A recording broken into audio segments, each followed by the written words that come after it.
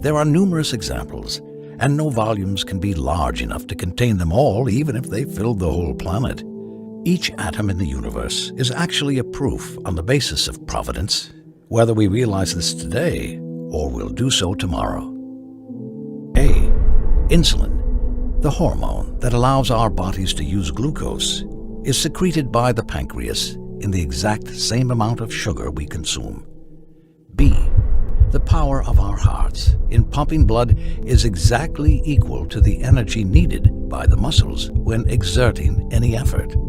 C. The one-way valve of our stomach prevents the influx of digested food that would otherwise harm us. D. The sphincter muscles located at the gates of our orifices, without which our clothes would have been soiled the whole time. E. The skull bones that are left unfused at birth, so the baby can easily cover the journey through the birth canal without breaking its head.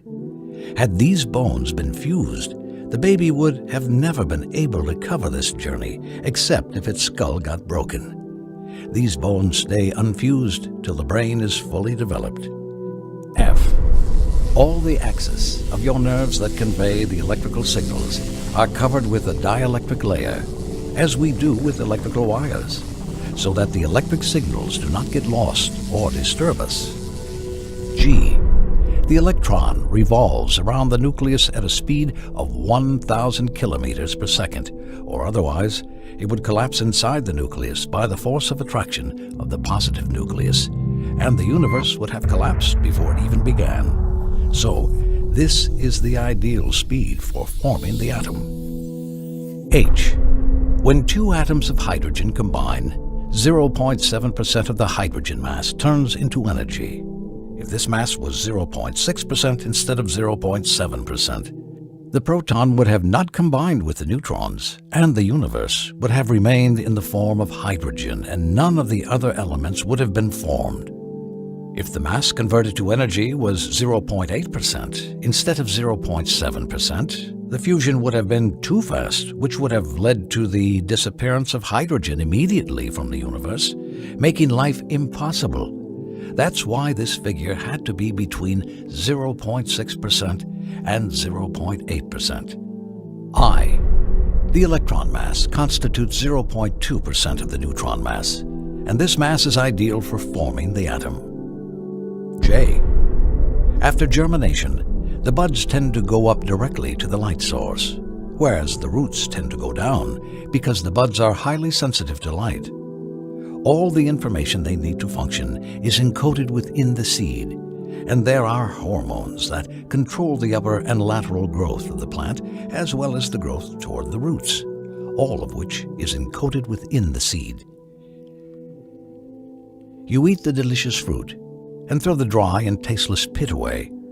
This way, you are compelled by a controller who governs the whole universe, allowing that fruit to pass its genes all over the earth, giving you the savory taste while hiding the genes in the core of a smooth, dry pit that is not attractive to you. Once the seeds stick to the ground, it starts quietly transforming into branches and roots, and this is how the mother succeeds in passing her genes on to its children. All of this takes place in a plant that has no cognition. So, who adjusted the information for those deaf-mute fruits? And who adjusted the amount of sugar so it would appeal to your palate? Who made the seed unappealing so you could dispense with it and throw it away? Who loaded the seed with sufficient genetic information to create a new plant with all its details and functions? K. Lately, the scientists have been discussing the total mass of the universe and how it is essential for our existence on Earth. Inertia, this blessing which is given to our bodies in the form of resistance to any change in movement, originates from the mass of the universe. Had the inertia been any less than what it is, any soft breeze of wind would have been able to move the rocks, which would not have been able to resist the least amount of effort exerted on them. In a universe like ours, we would have been bombarded by all sorts of flying bodies. If the inertia was more than what it is, we would have found a great difficulty in moving our fingers, if we even managed to move them, and controlling them would have been an improbability. This means we would have been unable to move or do any tangible effort of any kind. The first man created would have not left his spot, and the embryos would have not left the wombs.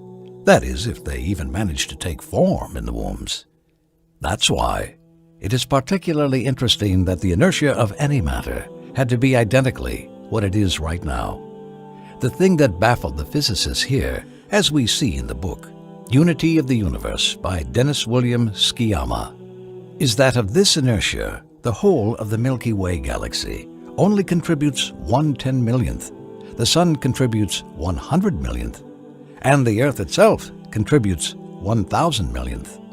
This leads us to realize that this ideal inertia we live on, and which allows us to partake on all our activities, is the overall value of the whole universe. Consequently, we can particularly say that our existence depends precisely on the mass of the whole universe and its very existence. Allah says what means, "We did not create heaven and earth, and all that is between them in vain." That is the opinion of those who deny the truth. Woe betide those who deny the truth, when they are cast into the fire. Chapter 38, verse 27. The more we ponder and look, the more we realize the marvels, the wisdom, and the intricacies of this creation.